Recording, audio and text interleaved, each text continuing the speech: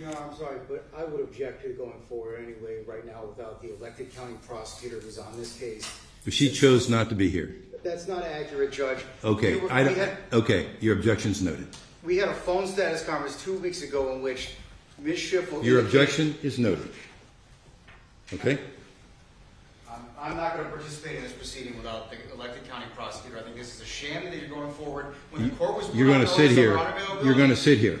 You were told about her unavailability and specifically told her on the phone not to cancel that appointment, that it wouldn't be a problem. Well, I'll tell you what. If you want to be here for the decision, that's your business. Well, Your Honor, I think this is outrageous. You're going forward without the prosecutor.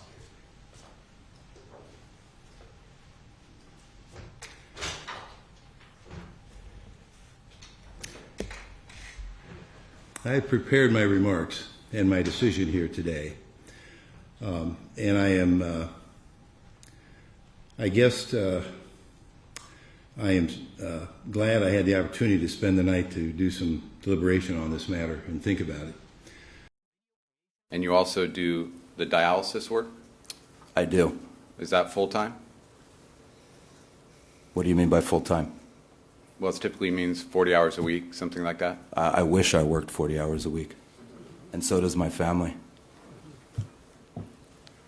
So the question's still out there. Do you work? I work a great deal of hours every week. Okay, how many hours do you work in dialysis? And, you know, I'm not being glib, but the real answer is I see every patient every week, and I work as long as I need to. It's variable. Sometimes it's many, many hours.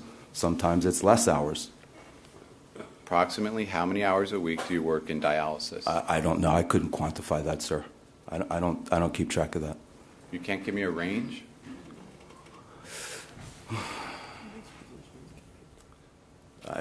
I really can't. I honestly, I don't count them. I don't track them.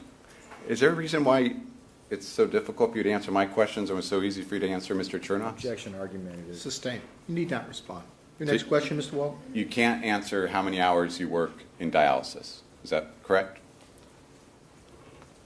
What you're asking me is extremely nonspecific, and I'm telling you honestly, I don't measure. How many hours did you work in dialysis last week? I don't know. I was specific. I was at the dialysis unit Monday morning and afternoon, Tuesday for a few hours, Friday for a few hours. That's my typical week. Sometimes I go on Thursdays, sometimes I don't. Sometimes I go on Tuesdays, sometimes I don't.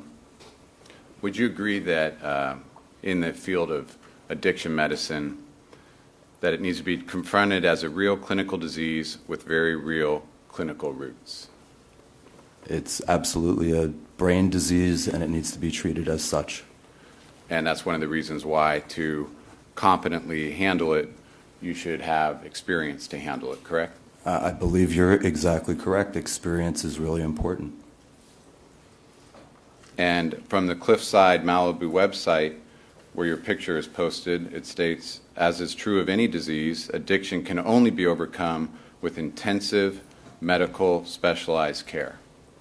Which is provided at Cliffside Malibu, not by Dr. Waldman all the time. But you agree with that assessment? I think it's a great assessment. And you, of course, in your experience, have had patients come to you that had previously received subpar or incompetent addiction care and then came to you and you were able to help them, correct? Your words, sir, not mine. I'm sorry, are you going to? I have no answer. I think I never made such statement. I didn't ask you if you made that statement. I'm asking you a question. No, you're actually putting the words in my mouth. Would you, Your Honor, would the court instruct the witness to answer the question? Thank you. Cross-examination is, in essence, putting words in your mouth which you can either accept or reject. I reject. Okay. So you have never had a patient come to you that you determined had received incompetent care and you were subsequently able to help them. You've never had that happen? Sir, I never embellish what I do by denigrating what one of my colleagues does. Addiction treatment, casting dispersion at prior treatment, it's not necessary. When somebody comes to me for treatment, many times they've had prior treatment. Their success or failure of treatment is not a function of who treated them. It's a serious illness. Failure rate is twice the success rate everywhere. So now, it's not a function of who treated them. That plays no role? What I said to you in answer to your question again, sir, is that when I accept somebody in treatment, I don't speak negatively about their prior treatment. I didn't ask you to. Yes, you did. Or the treatment providers. Okay. Mr. Waldman, have you ever had Dr. someone, Dr. Waldman, have you ever had someone come to you and you've had an opportunity to review their prior care? Have you ever had that happen? What do you mean by review their prior care? However you want to interpret it.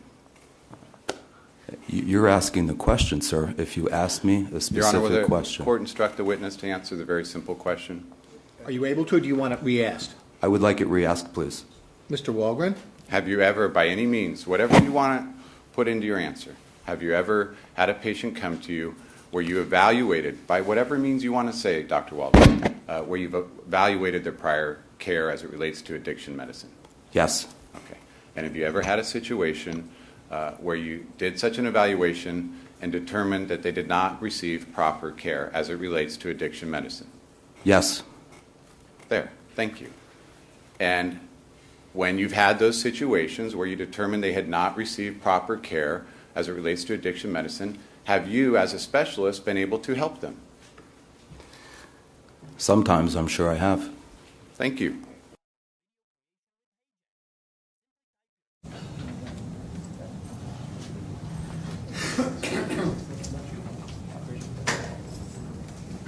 All right, what do you guys need on Hillsman?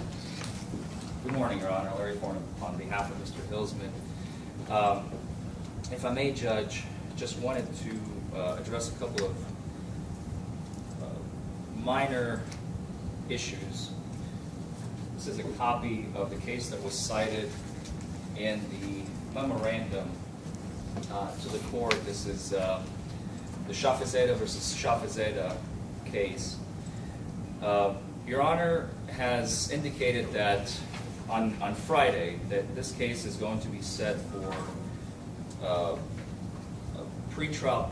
conference, a conference that's supposed to announce ready for trial for this afternoon at 1 o'clock, and that we are to come back at 9 a.m. to announce ready.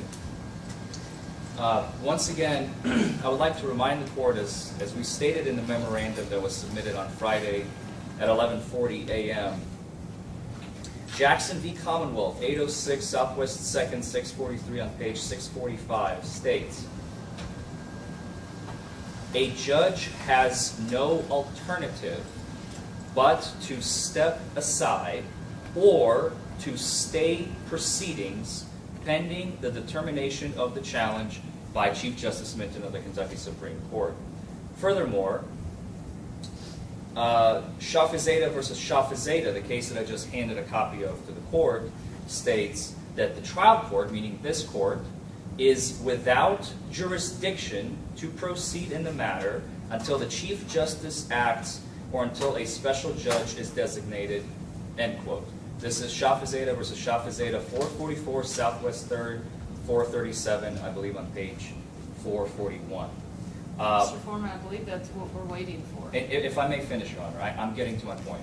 It needs to be quickly. Understood. On footnote 7 of Shafizadeh versus Shafizadeh, the case I just handed to the court and highlighted footnote 7 to the court, it has taken Chief Justice Minton 8 days to issue a decision. I have been in touch and been in contact with the Kentucky Supreme Court clerk, Ms. Kelly Stevens, who has been assigned as Deputy Clerk of the Supreme Court as of February 1st, 2020. I've also been in touch with Ms. Kathy Stevens, who is Chief Justice Minton's personal secretary in Chief Justice Minton's office for the Kentucky Supreme Court. Here is how this process, they explained to me, is going to go. A response from Chief Justice Minton typically takes somewhere between 10 and 14 days. It will be received by snail mail once Chief Justice Minton enters his order, which, by the way, he will be consulting with Katie, who's general Mr. counsel in Foreman, his I'm going office. to cut you off because I've also talked with them about this process. I've also talked to our chief judge here as far as what to do with this case, and she said, roll it each day until we get an answer from Mr. Minton. So, Your Honor, and if I may Chief, finish. I'm not, if I we're have just one- going to keep going through I have them, one more sentence, Your Honor, if I may. are we still going through Both- the, just listen to me, are we still going through how this works? No. Okay, then finish your last sentence if it doesn't have to do with how this works. Chief Justice Minton and his general counsel, Katie, are both out of the office today, and the paperwork that we have filed, they have not yet received, so it will not be reviewed today with 100% certainty. Okay, and maybe I disagree on, we got a courtesy email to let them know that they received it, that they received the motion at 2:30 on Friday. The paper copy would be on its way at some point today. I understand what you're saying. It'd be better to ask a question because I understand how this works. I'm going to be rolling this every day until we get an answer because there's And- nothing else that I can do. You filed this the day. Yes, you can. You must you must follow the law. The law says Mr. you Foreman. must stay proceedings. Okay, and they have. We're rolling to see if we get an answer. What would you You like me to? cannot roll the case. You don't have jurisdiction to roll the case. That's exactly what I'm saying. So what are you asking me to do? You I am haven't asked me asking to for do you, anything. for you to wait until the answer is received downstairs in the district clerk's office. They will distribute a copy of Chief Justice Minton's order to Your Honor and to my office. Once we each have a copy, we will know what to do. Do we have a special judge or do you regain jurisdiction? You cannot hold it. I My can't- client, our experts, his police officers, to come to court every single day at 1 o'clock. It just doesn't work that way. The law is clear. Okay. And Mr. Foreman, I will get an answer right now. This is on today for an answer from Justice Minton, and that's the only thing that it's on for. Okay? So, and I'm happy to read more into this and to check, but Please I've do. checked with several I people. encourage you to do that. Mr. Foreman, you're really on the verge of this becoming unpleasant for both of us, okay? Because I'm just you're trying to being follow very, the law. you That's all I'm interrupt trying to me do. on a regular basis, which is very frustrating to me. Not only disrespectful, but frustrating. And that is 100% my plan is to follow the law. It's also So to I go. ask. You just can't help yourself sometimes, can you, Mr. Foreman? Are you like this in every What do court? I want to happen?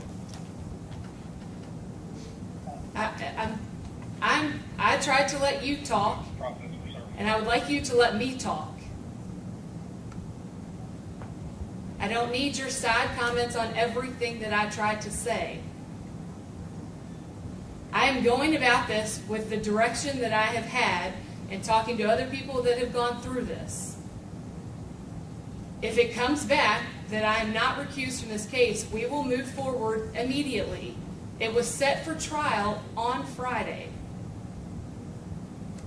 This is something that you brought to my attention 6 or 7 days after the incident, which was the day before the trial was supposed to go. We were waiting on the tapes, Your Honor. That's why it took so long. And I'm just going by as far as what we've got here. We had a trial that was set for Friday, and everybody should have been ready to go Friday. We Counsel are, was ready, we but- are, My apologies. I'm done. We'll be back at 1, and I will give you all an answer on this. Hopefully, Mr. Foreman, sometime between now and 1, you will learn how to do much more listening and less talking, and I will do the same with you when you were talking. But I'm done with the side comments, and I'm done with this. I've told you that we're waiting on, I am doing nothing on this case, except waiting right now. Thank you, Your Honor.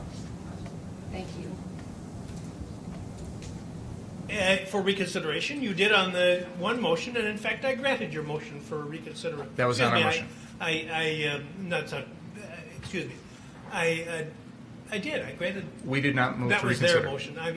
We have not filed forgive any me. motions to reconsider Forgive in me. this case. That was their motion for reconsideration, which I denied. But I said I denied it, or I indicated a bias towards denial is what I did. Held it open with a bias towards denial. Why would you think that that made it okay for you, without any advance notice, to bring this matter before the jury? I was astonished when you began your examination by commenting on the defendant's post-arrest silence. That's basic law. It's been basic law in this country for 40 years, 50 years. I have no idea why you would do something like that. And it gives, well, I'll leave it at that. So I don't know what you're up to. May I respond? Yes. We filed another acts motion on this exact issue because, in my mind, and I argued this, it is identical to what was going on the night of August 25th, in the sense that the defendant was using this exact same weapon. He was using it in a manner to try and protect property. No, he wasn't. Your Honor, with all due respect, I'm not going to rehash the motion. That's absolutely untrue. No. Your argument's of record. My comments are of record, and why I ruled as I did is of record. There's nothing that I heard in this trial to suggest anything's changed. Even if you're correct in your assumption that you know more than I did at the time, you should have come to the court and say, I want to go into this. Why you would think that you could go into it without any advance notice to the court, I don't understand that. And as the defense is pointing out, you're an experienced trial lawyer, and this should not have been gone into. Your Honor, there have been things in this case, testimony in this case, that I believe opens the door to this. For example, the defense has introduced evidence that the defendant pointed a gun at a man wearing yellow pants because that person was on a car on the car source lot. Now, there's no justification that I can think of why the defendant would point that gun at someone. The defendant has just testified this morning that he agreed with that person in the yellow pants, that he pointed the gun at him. He said, I was joking when I said that to the guy in the yellow pants, but he's acknowledged that he told the person in the yellow pants, yeah, you're right. I did point a gun at you when you were sitting on a car. He said, I did. That's what he Exactly. testified. So he's agreeing. May I finish, please? I'd like to have a chance to make a record, if I could, without being interrupted, if that's okay. He has mentioned that he's acknowledged that he's used this gun to protect property. He's also just acknowledged that he knows he can't do that. I am attempting to impeach him now with the prior August 10th incident, 15 days prior, involving the same gun, where he is threatening to use that gun to protect property. It goes... He had the gun with him. Your Honor, he is saying he wished he did so he could shoot people. You know, there's a lot of difference between commenting about something when you haven't got a gun and threatening someone when you do. You know, it's interesting, Your Honor, because the entire defense theory in this case is Joseph Rosenbaum, who was unarmed. I want you to tell me what the defense theory of the case is. I want... May I respond to what you just said, Your Honor? I'd like to respond to what you just said. Slow down, please. I apologize, Madam Court Reporter, but I'd like to try and make a record without anyone interrupting me, if that's okay. I believe that there is a central part of this case that Mr. Rosenbaum is making threats that he has no ability to carry out. So, to your point, Your Honor, you're arguing that this August 10th incident, one aspect of why you don't believe it's relevant is the defendant didn't have the gun with him. This case is about someone who didn't have a weapon, and yet the jury is being told because of those threats, that means the defendant has to defend himself. So, with all due respect, Your Honor, mere verbal threats have already been shown to this jury and used as a basis for someone's subsequent actions. I am attempting, with the defendant, to use his mere verbal threat on August 10th, 15 days prior, that he's going to shoot shoplifters with his AR-15 to impeach the defendant in a murder trial. I would ask the court's forbearance to do that. I apologize, Your Honor. You're right. I probably should have brought this to your attention earlier. I may have misunderstood your ruling because I made that more relevant. You would admit it, or at least consider it it's an admittance. I believe, based on the evidence that we've heard, and more specifically exactly what the defendant said earlier, about admitting pointing a gun at someone who was merely jumping or sitting on a car, that the door is open now to this testimony. And I continue to believe that his state of mind, his intent, his belief as to self-defense is the core of this case. That was the basis for my motion. You were strongly inclined against it. I understand that. But now we're in the middle of trial, and there's been a lot of evidence that's come in that I think makes this relevant. So I'm attempting to impeach the defendant on his beliefs. I believe I'm entitled to impeach the defendant on his beliefs and on his statements. I'm going to interrupt you now because you're talking about his beliefs. I think that's what they call... His statements too, Your Honor. Because he just said, can't use deadly force, can't threaten to use deadly force to protect property. So now I'm impeaching him on that. Your Honor, the court has seen no reason to change its ruling. And just so this record is clear, in spite of the lengthy statement by Mr. Binger, before we started today, the court specifically stated in Mr. Binger's presence, there's been nothing to have me change any of my rulings. There have been numerous occasions during this trial where they've opened the door. The one time when they're going into Mr. Rosenbaum's prior, the reason he doesn't like guns, and I said something, I whispered in Mr. Krause's ear, it's because of the prior convictions. Please stop. And he did. He knows if you're going to go into something that's been excluded in a pretrial order, you better ask the court, you better get permission. This is ridiculous.